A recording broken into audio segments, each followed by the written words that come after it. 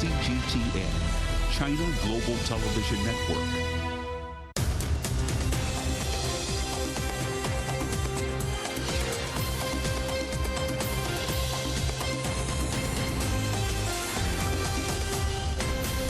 Live from London, this is The World Today. Hello, I'm Jamie Owen. Welcome to the programme. Our top stories: Israeli hostages and Palestinian prisoners are set to be released as part of the first temporary truce in 7 weeks of conflict. Thousands of people in Gaza try to return to their homes, but those heading north face Israeli roadblocks and warnings to stay away. Gripped by a humanitarian crisis, trucks carrying medical supplies, fuel and food have begun to enter Gaza from Egypt. Our other headlines: 34 people arrested after a night of violent rioting that followed a Dublin knife attack that injured 4 people.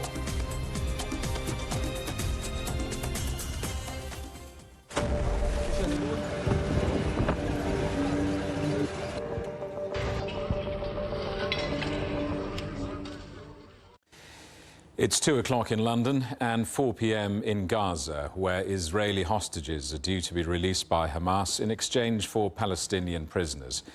It's part of a 4-day pause in hostilities, the first temporary truce in 7 weeks of this conflict. Friday's exchange will see 13 women and children held in Gaza handed over to the Israeli Defense Forces. In return, 39 Palestinians have been moved to Offa prison on the West Bank and are undergoing medical checks ahead of their release. Well, let's talk first to our correspondent Sarah Coates in Tel Aviv. Sarah, just talk us through what's expected after the initial hostage release. Hello there, Jamie. Well, look, as you mentioned, this is happening right now. The International Red Cross will take these people from Hamas, take them through that Rafah border crossing into Egypt, where they'll be met by the Israeli military. Now, we do understand there'll be around 4 helicopters on standby. They'll then be taken to the Hatzarim air base. And look, every preparation has really been made to receive these 13 people, mothers, women, children, after being in captivity for more than 48 days. Now, the Israeli government has prepared special bags, lollies, also little toys for these children, and has also prepared noise-cancelling headphones for their helicopter flights to make sure it is as comfortable as possible. We also do know that they'll all be given a phone with pre-programmed numbers in that device so that they can immediately call their loved ones as they hit this airbase. Now, after that, they'll be flown further into Israel. We know that there are 6 hospitals that have been prepared, 5 of them not far from where I am right here in Tel Aviv. So depending on their needs, they will then be taken to a different medical facility where they'll get the full go-over by doctors to see whether they are physically sound and they may require extra treatment. It is then after that that they'll be reunited with their families, certainly expected to be very, very emotional given this intense period and the amount of time they've been away from them. And look, Jamie, we have just heard some breaking news coming in. Egypt says that 12 of these Thai nationals, these farm workers that were kidnapped during this Hamas onslaught down in the south on the 7th of October, they will also, according to Egypt, be released, as well as this first batch of Israeli hostages. We're yet to hear anything from the Thai Foreign Ministry, but that is according to Egyptian officials. So certainly said to be a very emotional day here in Israel and also in parts of the West Bank and Jerusalem. We do know that these Palestinian captives are now at that Offa military prison. They're being processed. And once these Israeli hostages are back home, then these 39 Palestinian prisoners will too be released. Sarah, so the start of this pause in hostilities, what more have we heard from Israel's defense forces? Presumably they remain adamant that this is just a pause in fighting. Look, they certainly do. We heard from the Defence Minister, Yoav Gallant. He says that fighting will continue with intensity for at least 2 months after this pause. Now, he went down to this southern border where troops are stationed. He said to them, what is required of you in this respite is to organise, get ready, investigate, resupply arms and get ready to continue. But look, there's certainly expected to be a lot of international pressure on Israel to stop this ground incursion. And it will be very difficult militarily for them to actually begin this once again after stopping for such a long period. And look, it's certainly being seen as a potential tactic by Hamas to delay this further ground invasion by Israel by releasing these hostages 10 by 10 or so, potentially extending this ceasefire window out to 10 days. But look, as you mentioned, the Israeli military has been extremely adamant that this military campaign will continue. They continue to vow that they will defeat Hamas in the Gaza Strip. And with all the signs we've been seeing, this is what they are expecting to do, dropping more flyers, telling more people to move south. And today, even not letting people up into the north to visit their homes, even though a ceasefire is on. Jamie. Sarah, thank you for that. We'll be back with you in an hour or so. That's the picture from Israel and our correspondent Sarah Coates in Tel Aviv. Well, 7 weeks of Israeli airstrikes have left parts of Gaza in ruins. As this truce began, many people immediately began to leave their places of shelter to try to head home. Our correspondent Noor Harazin is in Gaza. Noor, how have people there responded to this truce?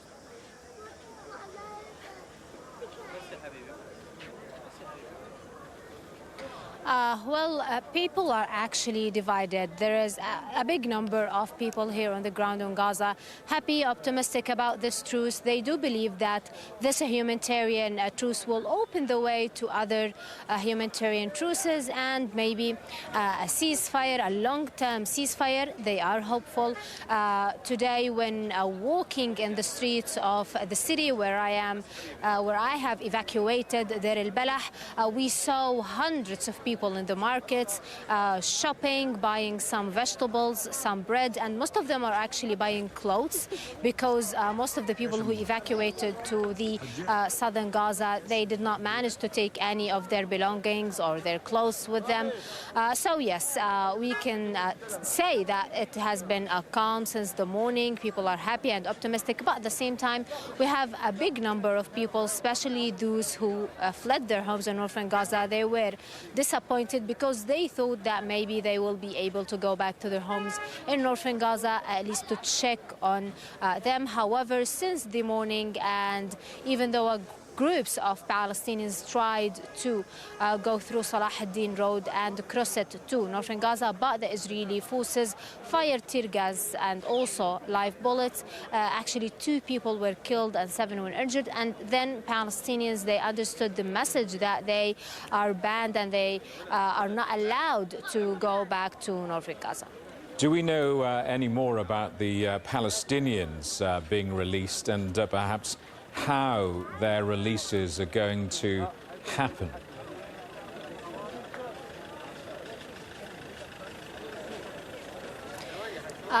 Well, there is very little information, but we know that 39 Palestinian prisoners will be released. They are all women and children under the age of 19. We do have their names. Some of them were arrested years ago and others were arrested just months ago. We also know that they were in different prisons around Israel. However, over the past hour, the Israeli prison services took them all to Offer prison, and this is located in Ramallah. Their families are waiting for them, a number of journalists waiting to witness the release of the Palestinian prisoners. But here in Gaza, we are waiting the release of the Israeli hostages, and then Israel from its side will release the Palestinian prisoners. Nor do you get a sense that the worst may be over, or are people there worried that there will be worse to come after this pause?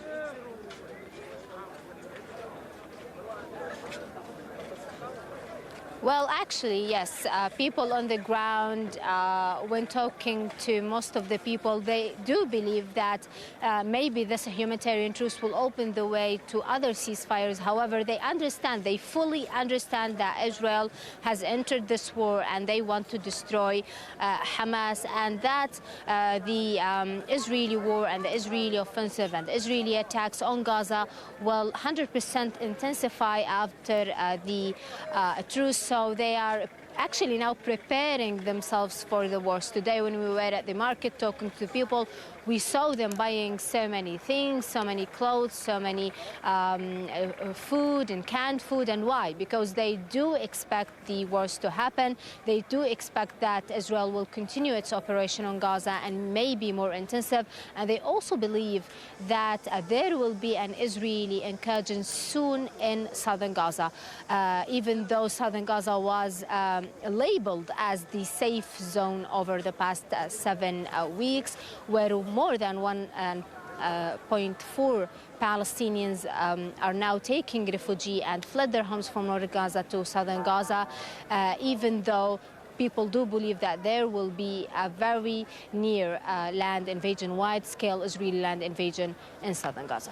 Noor, thank you for that. We'll be back with you also in an hour. Our correspondent Noor Harazin with the view from Gaza. Well, trucks carrying medical supplies, fuel and food have begun to enter Gaza from Egypt as this 4-day truce comes into effect. Egypt says 200 aid trucks will cross into the enclave every day as part of this deal. Gaza is, of course, gripped by a humanitarian crisis with millions of people in need of aid. But humanitarian organizations are warning the supplies will not be nearly enough. Now the rest of the day's news, and China has announced it's trialling visa-free travel for visitors from 5 European countries and Malaysia for 1 year. The scheme, which starts from December, will apply to France, Germany, Italy, the Netherlands and Spain, along with Malaysia. The Foreign Ministry says those entering China for business, tourism or visiting family can do so for 15 days without a visa. In recent months, China has restored international flights to try to revive tourism and international business following the pandemic. Well, France's foreign minister says her country is committed to talks with China. Catherine Colonna is in Beijing for discussions with the Chinese Minister of Foreign Affairs, Wang Yi. She says France wants to work closely with China as it tries to rebalance economic ties. Our correspondent Dong Shui reports. The French Foreign Minister Catherine Colonna is in town for talks with senior Chinese diplomat Wang Yi. Together, they've co-chaired a high-level dialogue on people-to-people exchanges between China and France. Notably, this marks the first session of the dialogue since October 2019, after it was introduced by the heads of state of both countries during Chinese President Xi Jinping's first state visit to France in 2014. The dialogue serves as a platform for the two ministers to assess the current state of cooperation in different areas. It allows them to outline potential avenues for developing balanced exchanges that align with the mutual interests of both nations, with a focus on concrete projects. One notable outcome so far is the launch of the Carbon Neutrality Center in Beijing this afternoon. The initiative will strengthen collaboration between China and France on climate change. Both sides also signed cooperation documents in areas of education, technology, culture, and health. In addition, Beijing has granted 15-day visa-free visits to 6 countries, including France. As China and France approach the celebration of their 60th year of diplomatic ties next year, 2024 will be designated as a tourism year for both nations. The milestone year is expected to be a busy one as the two sides commit to strengthening cooperation across all levels. You're watching CGTN. Still ahead, flights delayed. Increasingly warm temperatures in Europe means some Hungarian visitors are staying longer than usual.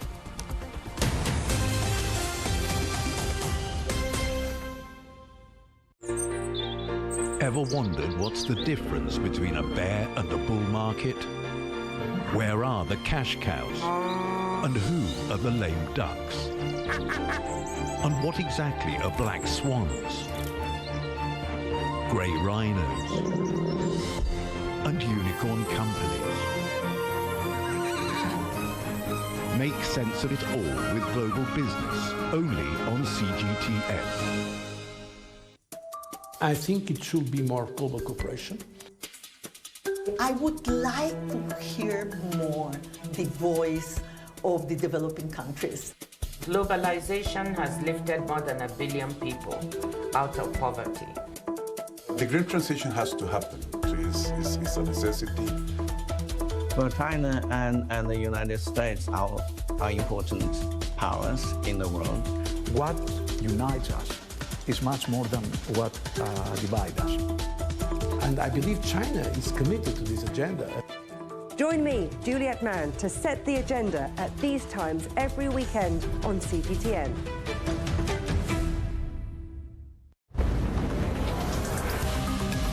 This week on Razor, dismantling this old coal-fired power plant to make room for a star on Earth. You have to put a marker in the sand and have a go. We know it's probably the most difficult problem on the planet, but it's the power source that powers the whole of the universe. If we can make that work on Earth, then we have changed humanity's future.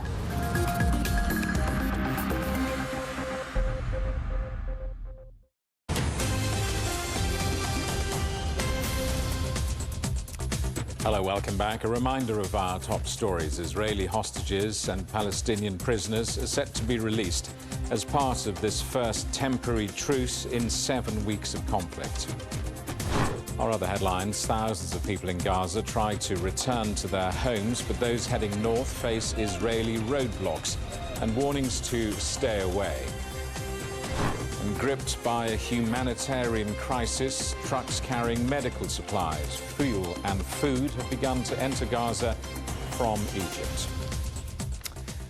Ireland's Prime Minister says those rioting on Thursday in Dublin brought shame upon the country. Shops were looted, public transport attacked and police cars set on fire by a crowd of around 200 people. The police say 34 arrests were made and blamed the violence on what they called a lunatic hooligan faction driven by far-right ideology. The rioting followed an earlier incident in which 3 children and a woman were attacked by a man with a knife. The 5-year-old girl and woman were seriously injured. Leo Varadkar, the Prime Minister, says the riot stemmed from hate and not patriotism. Those involved brought shame on Dublin, brought shame on Ireland, and brought shame on their families and themselves. These criminals did not do what they did because they love Ireland. They did not do what they did because they wanted to protect Irish people. They did not do it out of any sense of patriotism, however warped. They did so because they're filled with hate. They love violence, they love chaos, and they love causing pain to others. Geert Wilders has started the work of trying to form a coalition government following his surprise victory in the Dutch elections. The far-right leader of the Freedom Party needs at least 2 other mainstream parties to join him in order to form a majority in Parliament. Agreeing coalition governments in the Netherlands has proved to be a long task in the past. Wilders could face the same, as the VVD party of the outgoing Prime Minister, Mark Rutte, has already ruled out joining him. Efforts to rescue 41 men trapped in a partially collapsed tunnel in the Indian Himalayas have suffered a setback. Repairs are being carried out on drilling equipment being used to try and build an escape route. The workers have been trapped for 12 days following a landslide in Uttarakhand state. Authorities say the men are safe and have access to oxygen, food and medicine sent through a pipeline. The former South African Paralympic star Oscar Pistorius will be released from prison in January, a decade after killing his girlfriend Reeva Steenkamp. He was jailed in 2014 for shooting her through a bedroom door, claiming he thought she was a burglar. Steenkamp's mother had argued against this decision, saying Pistorius had not engaged honestly with the full truth of his crime. China has issued health advisories following a wave of respiratory illnesses in schools and hospitals. Beijing has called on local authorities to ensure that cases are reported accurately and quickly. The World Health Organization says it's analysed data and samples and that no unusual pathogens or COVID variants have been detected. The WHO says the unusual spike in seasonal cases among children is possibly linked to the lifting of COVID restrictions. Mexico is hoping Chinese businesses will help boost some of its cities. The state of Morelos is hosting a trade exhibition to attract investors and suppliers. Mexican officials say new deals with China could revitalize the region. Our correspondent Alistair Baverstock reports. This is the Mexico-China Expo, a major catalyst of cross-Pacific business between two countries that see more than $120 billion in annual bilateral trade.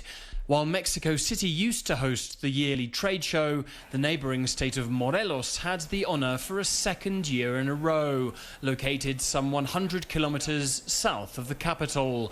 Organiser Bao Longling chose this location specifically to showcase the region's industrial aspirations and potential for cross-Pacific investors seeking a foothold in North America's free trade zone. Our goal is to promote bilateral trade between Mexico and China, but also to bring Chinese investment to regions all across Mexico. Morelos is very close to Mexico City, and the local government is very helpful, above all the Economic Development Ministry. Edith Zuniga is part of that government, which is working closely with local business unions to revive this region's industrial parks and manufacturing sector. We are welcoming companies that want to establish their operations here in our region. For us, these investments represent jobs. So our state government is working hard to promote our region to international companies, particularly when it comes to China. An emergency. The interest is obvious. One company on show here is China's Zhejiang Shanghai Machinery. It's seeking a foothold in the Mexican market through its air compressors for manufacturing assembly lines. But rather than seeking clients, international sales manager Nelson Shang is here looking for local partners. Mexico have a big market for us. Our purpose to this, maybe find some distributor in Mexico to sell our air compressor. Maybe they have a warehouse or they have a company to sell our products. It's a vital event for market penetration as Chinese imports to Mexico reach more remote marketplaces where buyers like Ismael Dominguez are ready to do business. I'm here to see the range of products offered by these Chinese suppliers. Normally we buy these products online, but this is a chance to meet and talk with the producers directly. As bilateral trade between Mexico and China grows, it's events like these across the two countries that will strengthen those trade ties. Alistair Baverstock, CGTN, Morelos State, Mexico.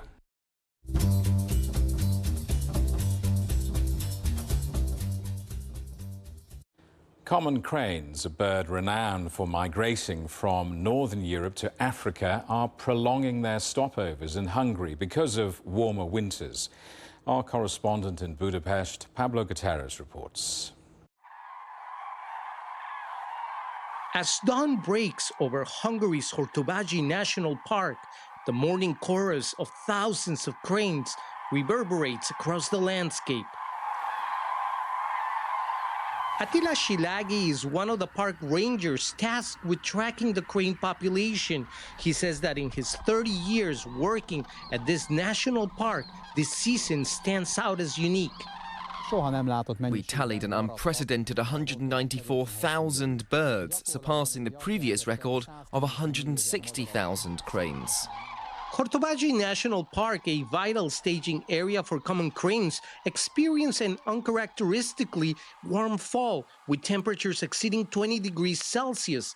Coupled with ample food from nearby cornfields, it created conditions that deterred many of the cranes from continuing their migration south. Fewer birds are migrating to Africa due to climate change. Central and Southern Europe now provide a favourable climate for cranes. Since the 1980s, there has been a substantial increase in the number of cranes roosting in this area. In the past, park rangers would count a maximum of 10,000 birds each season, but the current number has multiplied by 20, and it continues to grow annually. Large flocks of cranes continue to roost in shallow marshes here at the national park. Typically, they would start flying south to Africa mid-September to late October, but they remain here with no indication of heading south. Global warming is also changing the breeding habits of the crane population, with certain birds now choosing Hungary as their breeding ground. This shift contributes to the overpopulation of cranes in continental Europe. Hódolbáy has become a safe haven for cranes, providing abundant food and water. The learned behaviour has been passed down through successive generations of birds who now embrace this secure environment. This change in behavior is also shifting the birds' regular migratory route to Northern Europe, their traditional breeding grounds. Some cranes now spend the entire year here, and later, when they reach sexual maturity, new breeding pairs are formed, marking a unique phenomenon. This year marks the 50th anniversary of the founding of Hortobágy, which was Hungary's first national park. In this region, these birds hold immense symbolic importance, and the common crane serves as the emblem. The migration is a highly anticipated annual event, drawing around 1,500 visitors to observe them at feeding sites during the day and at roosting places at sunset. A breathtaking spectacle. Pablo Gutierrez, CGTN, Hortobágy National Park, Hungary. The headlines again. Israeli hostages and Palestinian prisoners are set to be released as part of the first temporary truce in 7 weeks of conflict. Our other headlines: thousands of people in Gaza try to return to their homes, but those heading north face Israeli roadblocks and warnings to stay away. And gripped by a humanitarian crisis, trucks carrying medical supplies, fuel and food have begun to enter Gaza from Egypt. And that is The World Today. Thank you for watching. We're back with more news at the top of this hour. Coming up next, it's World Insight. For now, from all of the team in London, it's goodbye.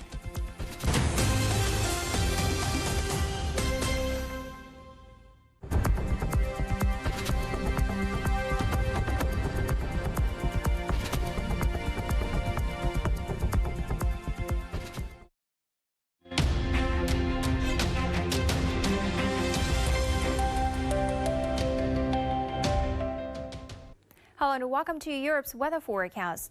The frequent low-pressure systems have caused persistent rainfall and snow across much of the continent this month. However, as we get into Saturday and Sunday, I'm afraid a wide-ranging precipitation could be in the forecast as well. For instance, by Saturday, could have some rainfall in parts of France, Germany, and much of the Balkans, and over to Poland, stretching to much of Western Russia, as well as much of Scandinavia. You're going to have winter mix or snowflakes. And speaking of temperature fluctuation, daily highs will continue to decline, staying in the single digits. If you're living in the West as well as southern Europe, you better stay warm. And your business and travel outlook on Sunday, you could have around freezing point for daily highs in Copenhagen, partly sunny sky. Notice snowfall in Stockholm, Helsinki, all the way down to Minsk on Sunday, and over to Kiev, -1 to -6. Eventually over to Western Europe, London, Paris, you're going to have 8 for daily highs this Sunday, probably a chance of light rainfall or a chance of winter mix. Notice what will happen in Madrid is 17 to 1, big temperature gap, and eventually down to Lisbon, 16 to 10. That's it for now. Stay tuned for more city forecast.